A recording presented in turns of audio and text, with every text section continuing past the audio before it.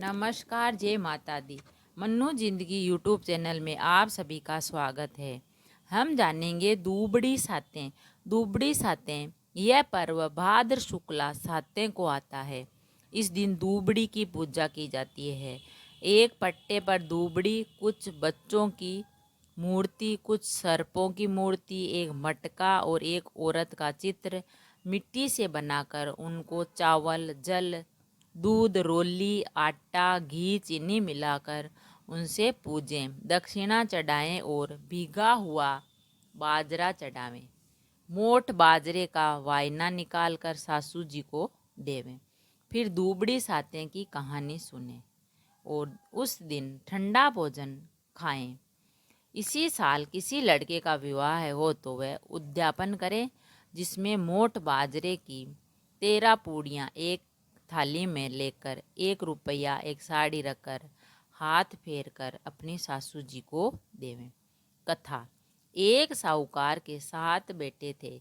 जब भी वह अपने किसी बेटे का विवाह करता तो वह बेटा मर जाता। इस प्रकार उसके 6 बेटे मर चुके थे।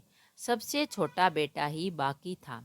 छोटे बेटे के विवाह की बात भी चल रही थी। शादी तय हो गई। रिश्तेदारों में उस लड़के की बुआ शादी में आ रही थी तो उसे रास्ते में एक बुढ़िया मिली। बुढ़िया बोली, बेटी तू कहाँ जा रही है? तब उसने सब हाल कह सुनाया। बुढ़िया बोली, वह तो घर से निकलने पर दरवाजे से दबकर मर जाएगा। अगर वहाँ से भी बच गया तो रास्ते में बारात रुकेगी, वहाँ पेड़ गिर जाएगा।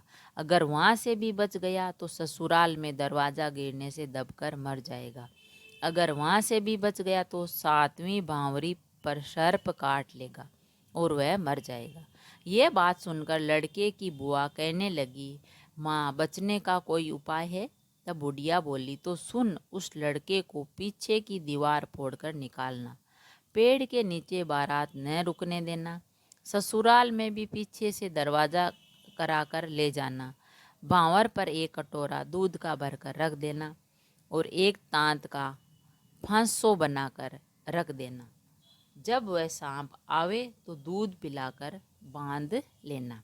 फिर सांपिन आवेगी और वह सांप मांगेगी, तब तुम उससे अपने 6 भतीजों को मांग लेना, वह उन्हें जीवित कर देगी। साथ ही इस बात को किसी को मत कहना। यह कहकर बुढ़िया जाने लगी और बोली, मेरा नाम दूबड़ी है। ये सुनकर बुआ घर आई। जब बारात जाने लगी तब वह रास्ता रोककर खड़ी हो गई और कहने लगी, पीछे से दरवाज़ा बनाकर ले जाओ। जब पीछे के दरवाजे से लड़का निकला तो घर का पुराना दरवाज़ा गिर गया। तब सब कहने लगे, बुआ ने तो अच्छा किया। जब बारात चलने लगी तो बुआ भी जाने को बोली। सबने मना किया लेकिन वह नहीं मानी, बारात के साथ साथ चल दी। रास्ते में जब बारात पेड़ के नीचे रुकने लगी तो दूल्हे को वहाँ से बैठाकर धूप में बैठाया। वहाँ न बैठाकर धूप में बैठा दिया। दूल्हे के बैठते ही पेड़ गिर गया। इस बात को देखकर सब बुआ की बड़ाई करने लगे।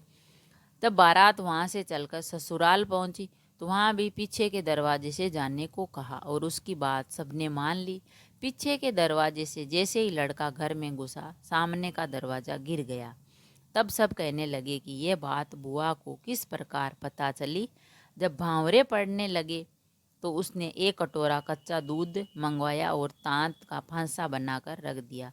जब 7वीं भांवर पड़ने लगी तभी सर्प आया।